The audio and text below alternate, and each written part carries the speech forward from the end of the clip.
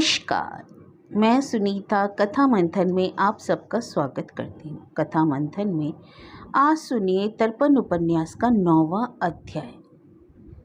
लेखिका सुधा मूर्ति। इसके पहले के अध्याय आपको हमारी प्लेलिस्ट से मिल जाएंगे। लिंक आपको आई बटन में मिल जाएगा। पिछले कुछ दिनों से रवि लड़कियों के साथ घूम रहा था। उसका रुख देखने से लगता था कि उसने पिंकी को ही पसंद किया, इसलिए इतनी रात गए भी बातें खत्म नहीं होती। शांता इससे बहुत खुश थी। उनके आगे के प्लान बनने लगे। किरण पिता के दुख में शरीक होना चाहती थी। वह उनके मन के आंदोलन को देख सकती थी। पापा, मैं आपकी मदद करना चाहती हूँ। मुझसे जो भी और जितना बन पड़ेगा जरूर करूँगी। आप कोई भी मदद मांग कर तो देखिए। पापा, हमारी और उनकी दुनिया अलग है। अपने हाथ से पिता का हाथ लेते हुए उसने कहा। बूढ़े हाथों को सुदृढ़ सहारा मिला तो दिल को ठंडक पहुंची। उन्हें एक प्रकार शक्ति मिली। वे बोले, बेटे, कल हम दोनों चलेंगे वहाँ। वह लॉकर असल में मेरे पिताजी का है। उसमें माँ के गहने हैं। उसकी चाबी तुम्हारी माँ के पास है। उससे वह चाबी लेनी है बस। रिलैक्स पापा। अगर आप चाबी मांगेंगे तो माँ जरूर पूछेंगी कि क्यों चाहिए। इतने दिन लॉकर के बारे में सोचा भी नहीं तो माँ को शक हो जाएगा, इसलिए मैं ही उनसे चाबी लेने की कोशिश करूँगी। वह लॉकर राम प्रसाद के पिताजी का था। उनके बाद वह राम प्रसाद का हो गया।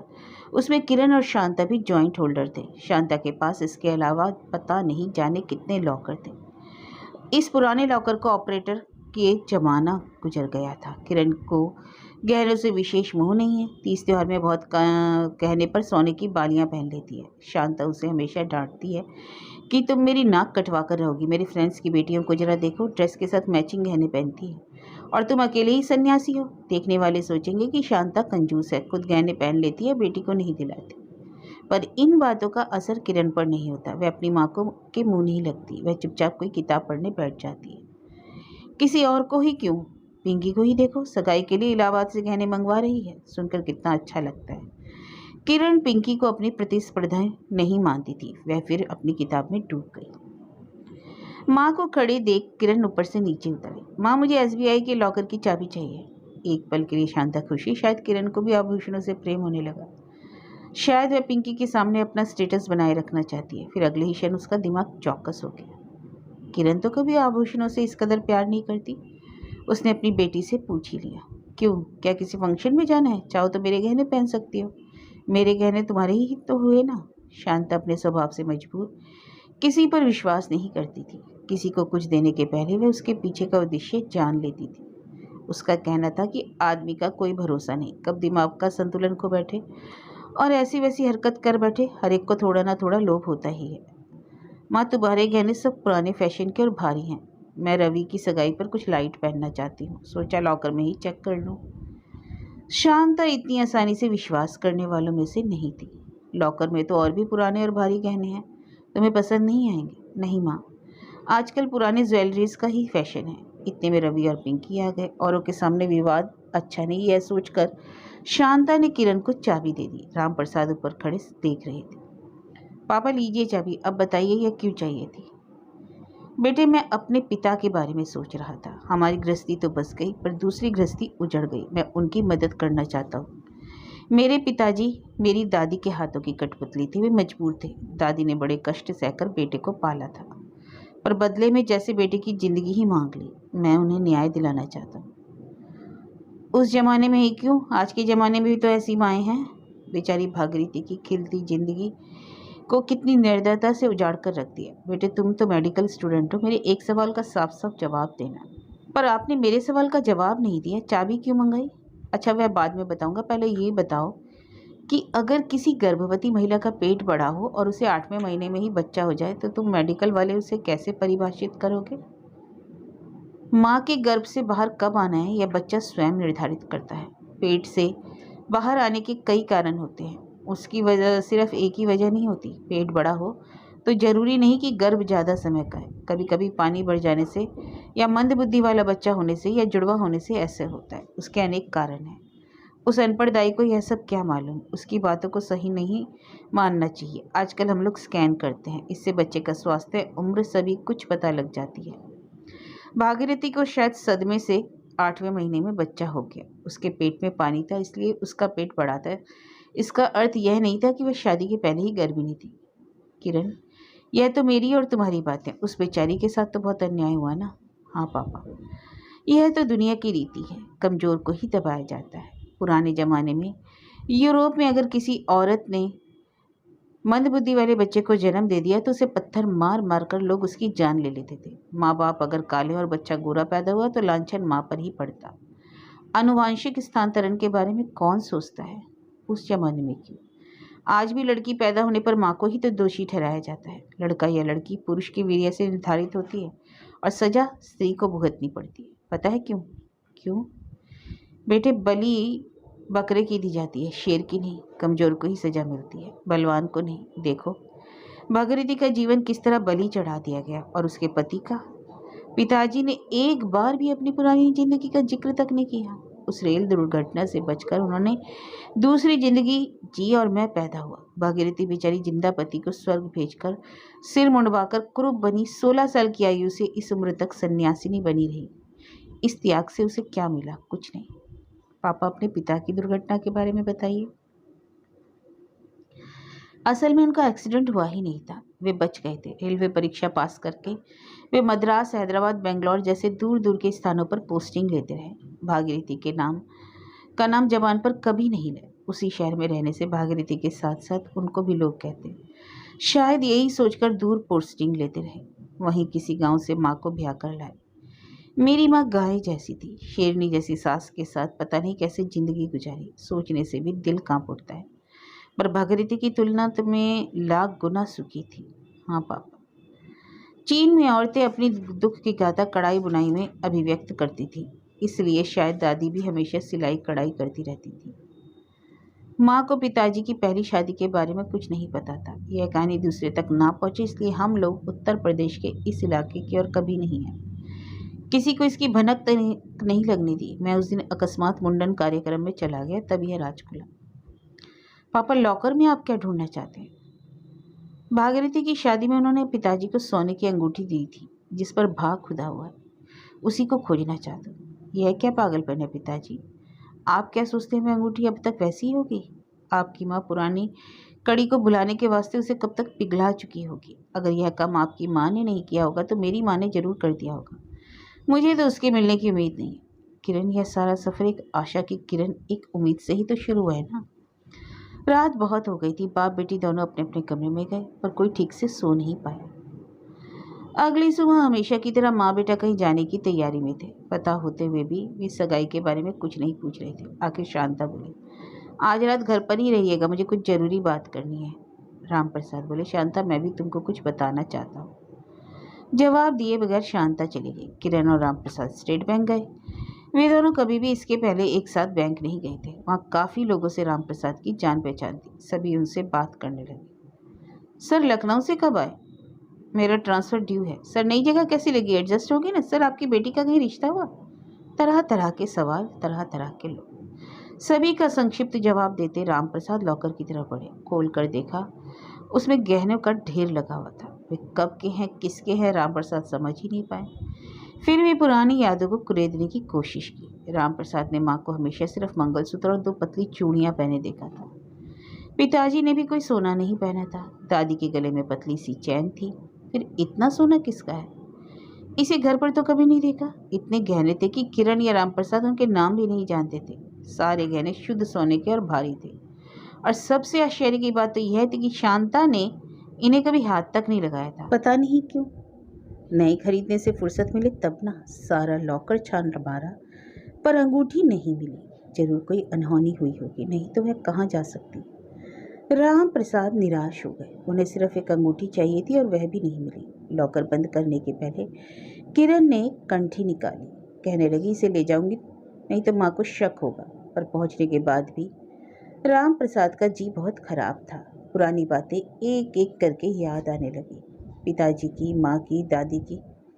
ऐसे ही याद करते हुए उन्हें पिताजी के कमरे में रखी एक पेटी की याद आई। अभी वह पेटी कहाँ होगी? पिताजी उसमें महत्वपूर्ण कागजात वस्तुएं रखते थे, उसे किसी को छूने नहीं देते थे। अभी वह कहाँ होगी? उसमें भी बाई चांस अंगूठी मिल तो सकती है ना। वह पेटी पुराने जमाने के डेस्क जैसी थी।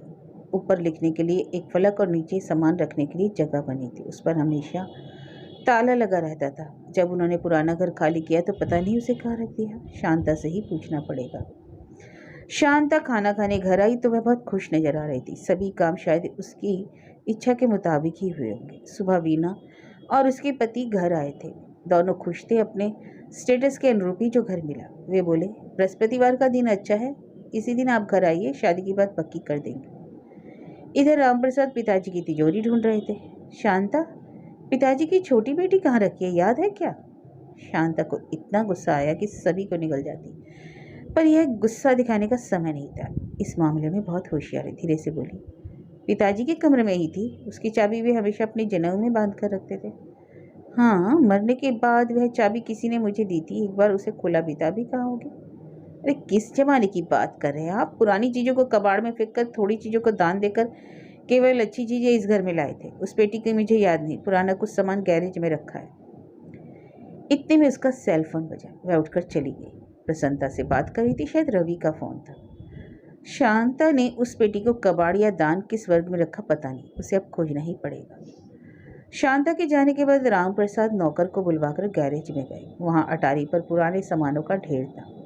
उनके बचपन का पालना, तांबे कांसे के बर्तन, लकड़ी के खिलौने, जाने क्या क्या, वे सभी संग्रहालय में रखी जा सकती थी। सबसे पीछे सीना तान कर खड़ी थी पिताजी की पेटी। रामप्रसाद को जैसे पेटी नहीं अंगूठी मिल गई, उतनी खुशी हुई। धूल में रहने की वजह से छींकें आ रही थी, पर परवाह किए बिना उन्होंने नौकर से वह पेटी छत पर लाने के लिए कहा। पेटी खुलते ही धूल का बादल उठा। उसमें भी सामान भरे पड़े थे, पिताजी के रिटायरमेंट के कागजात, सर्टिफिकेट, भगवान की किताबें और भी कुछ था उसके अंदर। किताबों के अंदर भी कागज भरे थे, छूने भर से टुकड़े टुकड़े हो रहे थे। सबसे नीचे लाल रुमाल में बंधी एक गांठ थी। उसे खोलने पर एक थैली मिली। उसके अंदर एक रंगीन कागज के टुकड़े में सोने की अंगूठी सूर्य की रोशनी से चमक उठी। उस पर भाग खुदा हुआ था। उस अंगूठी को अपनी माँ की गिद्ध जैसी नज़र से पिताजी ने कितनी होशियारी से बचाकर रखा था। कितनी यादें जुड़ी हैं इसके साथ। उसे देखते ही रामप्रसाद को असीम संतोष हुआ, जैसे उस निर्दयी घटना का एकमात्र साक्षी मिल गया हो। अगले ही क्षण उनका हृदय दुख से भर आया। उसी रुमाल में उन्हें एक और कागज मिला। इस नई संपत्ति की उम्मीद उन्होंने नहीं की थी। वह एक मनी ऑर्डर फॉर्म था जो पता न मिल पाने के कारण लौट आया था। उस पर लिखा था भागीरथी, साथ में 10 का नोट भी था। लिखावट पिताजी की ही थी। उसमें पीछे भागीरथी के नाम पैगाम था, मुझे माफ़ करना, स्वास्थ्य का ख्याल रखना, मैं अपनी तनख्वाह से कुछ पैसे भेज रहा हूँ, मेरे ऑफिस के पते पर पत्र लिखना, सभी बातें साफ साफ लिखना, मैं अपनी कहानी बाद में बताऊंगा। इसका मतलब है पिताजी ने भागीरथी से संपर्क करने की कोशिश की थी, पर कर नहीं पाए। उनका मनी ऑर्डर आने के पहले ही वे सब गांव छोड़कर चले गए थे। जब तक पिताजी जिंदा थे, शायद भेंट करना चाहते थे। वह दर्द अपने सीने में दफनाए चुपचाप सहते रहे, किसी को ना कहने वाला दर्द। इस दर्द को उन्होंने इस रुमाल में समेटकर इस पेटी में छुपा रखा था। भागी को खोने का दुख और फिर उससे ना मिल पाने का दुख। जब तक उनकी माँ जिंदा थी, उन्हीं की हिरासत में रहे। फिर उन्हें लकवा हो गया, बोलने की हालत में नहीं रहे। अगर बोल पाते तो पता नहीं सारी बात बताते या नहीं। कॉलेज से लौटते ही किरण ने पापा के हाथ में थैली देखकर पूछा, अब क्या करेंगे? कुछ कहे बिना रामप्रसाद ने वह थैली किरण के हाथ में थमा दी। किरण, पिताजी ने मुझे सब बता दिया होता तो कितना अच्छा होता। जैसे मैं तुमसे मन की बात बताता हूँ, वैसे मुझे बताते तो कितना अच्छा होता। मैंने कभी उनसे खुलकर बात ही नहीं की। उस समय जमाना भी तो वैसा ही था, हमेशा उनसे डर बना रहा। सामने खड़े होकर बात करना बैड मैनर्स कहलाता था। किरण उस अंगूठी को देखती रही। किरण, आज रात में सारी बातें तुम्हारी माँ को बताऊंगा। क्यों पापा? अनजाने में मेरे पिताजी ने घोर अन्याय किया है। भागी के साथ साथ शंकर के साथ भी अन्याय हुआ है। इसमें गलती किसी की नहीं है। यह मुझे ठीक नहीं लग रहा है। मैं उनकी मदद करना चाहता हूँ। पापा, अगर आपने उनकी मदद की तो शंकर मास्टर जी को शक नहीं होगा? हाँ, वे ज़रूर पूछेंगे और साफ साफ बताऊंगा। क्या आप बताएंगे कि उनके और आपके पिताजी एक ही हैं? आप उनके पिताजी की दूसरी पत्नी के बेटे हैं। क्या आप भूल गए कि आपने भागीरथी को क्या वचन दिया था? अगर आपके पिता पर वे रुष्ट हो गए तो मैं सिर्फ गलत फहमियों को दूर करूंगा, उन्हें वह मनी ऑर्डर फॉर्म दिखाऊंगा। उनके मरने के बाद उनकी संपत्ति का जो हिस्सा मिला उससे उनका ऋण चुकाऊंगा। पापा, मुफ्त की संपत्ति देख उन्होंने और मांगा तो? किरण, यह बात भी सही है, पैसा किसी से कुछ भी करवा सकता है। मुझे विश्वास है भागीरथी ऐसा नहीं करेगी। शंकर को बताऊंगा कि कानूनी तौर पर उन्हें कुछ नहीं मिलेगा, सिर्फ हमारे पिता के वास्ते और भागीरथी के वास्ते उन्हें कुछ देना चाहता हूँ। पापा, माँ शायद राजी ना हो। मैं भी जानता हूँ कि वह व्यवहारिक नहीं है, पर ज़्यादा होशियार बनकर भी कोई बहुत ज़्यादा नहीं कमा लेता। अगर जीवन के हर पहलू को बिजनेस के नज़रिए से देखा जाए तो जीवन रंग रहित चित्र सा बन जाएगा। पापा, ऑल द बेस्ट। आने वाले तूफान का सामना करने के लिए तैयार रहना। रात खाने की टेबल पर सभी रहते हैं, तब बताऊंगा। किरण जानती थी कि हंगामा जरूर होगा। रवि को अपना नया बिजनेस, शांता को रवि की शादी, ऐसे सभी की अपनी अपनी चिंताएं थी। रसोई बनाने के बाद शांता ने बावर्चियों को भेज दिया। हिसाब किताब का मुद्दा बाद में रखा। घर की बातें औरों के सामने करना ठीक नहीं। उनके जाने से ही शांता ने पति की लगाम कसी। लखनऊ से वापस कब पोस्टिंग करवा रहे हो? वहीं बैठी रहिए। उसकी नई कंपनी का क्या होगा? उसकी शादी का क्या होगा? ये जिम्मेदारियां कौन उठाएगा? अरे, तुम और रवि दोनों संभाल तो रहे हो। शादी करने वाला रवि है, पसंद देखनी है। हमारा क्या है, और घराना वगैरह तो मुझसे अच्छा तुम ही जानती हो। ये तो जिम्मेदारी झाड़ने की बात हुई। कल अगर कुछ हो गया तो सारा दोष मुझे ही दोगे। अब तक घर मैंने संभाला, जिम्मेदारी निभाई, अब आप संभालो। रवि नई कंपनी खोल रहा है, शेयर में लगाने के लिए कुछ पैसे चाहिए। एक तजुर्बेदार बिजनेसमैन की तरह रवि बोला। जानते हैं कितना चाहिए? कम से कम 1 करोड़। अगर ऑफिस प्रीमियम हो तो 50 लाख काफ़ी है। मेरे पार्टनर भी पैसा लगाएंगे। आज के ज़माने में ऑफिस चकाचौंध भरा होना चाहिए। फॉरेन क्लाइंट्स आते हैं, यह सब शो जरूरी है। मुझे तो सॉफ्टवेयर के बारे में कुछ नहीं पता। तुम सबको जो सही लगे सो करो। असल में हमारे पास अभी हाथ में हार्ड कैश नहीं है। परसों ही मलिहाबाद में आम का बगीचा खरीदा, उसमें सारे पैसे डाल दिए। शेयर मार्केट से कंप्यूटर की बिक्री डाउन चल रही है। और रवि और मैं इस बारे में सोच ही रहे थे, हमारा जो गंगा जमुना कॉम्प्लेक्स है उसमें एक कंपनी को रहने दें और एक को खाली करवाने से रवि की कंपनी को आराम से जगह मिल जाएगी। तो इससे किराया कम मिलेगा, पर फिलहाल इन्वेस्टमेंट के लिए पैसा चाहिए ना। रवि और पिंकी एक दूसरे को पसंद करते हैं। सगाई के लिए हमें खर्च करना पड़ेगा। शादी का खर्चा लड़की वाले करेंगे। हमारे स्टेटस के अनुसार कम से कम 10 लाख तो लग ही जाएगा। किरण की फिक्स डिपॉजिट को तुड़वाना ठीक नहीं। यह सब सोचते मुझे रात में नींद नहीं आती। पैसा होते हुए भी शांता को नींद नहीं आती। शांता सिर्फ अगर सगाई के लिए 10 लाख क्यों चाहिए? हमारे और वीना के स्टेटस के लिए इतना भी नहीं चाहिए। पिंकी के गहने, 5 स्टार होटल में खाना, मेहमानों को चांदी के गिफ्ट और जाने क्या क्या। इतना खर्च करने की क्या ज़रूरत है? बैंक में दादी के गहने जिन्हें ना तुमने छुआ ना किरण ने, वही दे देंगे। घर के सामने शामियाना लगवा देंगे, काफ़ी है। सगाई और बिजनेस दोनों अलग अलग चीज़ें हैं। यह मत सोचो कि ज़्यादा पैसा खर्च करने से ज़्यादा नाम या सुख मिलेगा। शांता का गुस्सा उबल पर आ गया। आप बैंक की तरह डेबिट क्रेडिट का हिसाब यहाँ मत कीजिए। आपका अरेंजमेंट देखकर वीना अपनी लड़की हमें देगी ही नहीं, और फिर हमारा स्टेटस नहीं होगा तो रवि के क्लाइंट भी तो नहीं मिलेंगे। आपको तो दुनिया की रीति का कुछ पता ही नहीं। आप तो बस लखनऊ में ही बैठे रहिए। मैं लखनऊ में बैठकर कुछ और काम कर रहा हूँ। पिछले 1 महीने से मुझे ज़िंदगी का असली अर्थ पता चला। राम प्रसाद ने सारी कहानी सुनाई। रवि और शांता पर उसका कोई असर नहीं दिख गया। रवि बोला, नॉट बैड। मेरे दादा की 2 बीवियां थी और जिंदगी भर दोनों ने एक दूसरे को देखा नहीं। So confusing. शांता जड़ को खुदवाना चाहती थी। तो अब हमें क्या करना चाहिए? हमारे बारे में ना शंकर को ना भागीरथी को ही पता है। उनकी गरीबी देखी नहीं जाती। मुझे लगता है कि हमें उनकी मदद करनी चाहिए। कितना देना चाहते हो? शांता ने पूछा। यही कोई 50 लाख, 10 लाख में मकान खरीद कर दूंगा। बाकी बच्चों की पढ़ाई, शादी, भागीरथी की दवा दारू वगैरह के लिए। 50 लाख? रवि और शांता दोनों साथ चिल्लाए।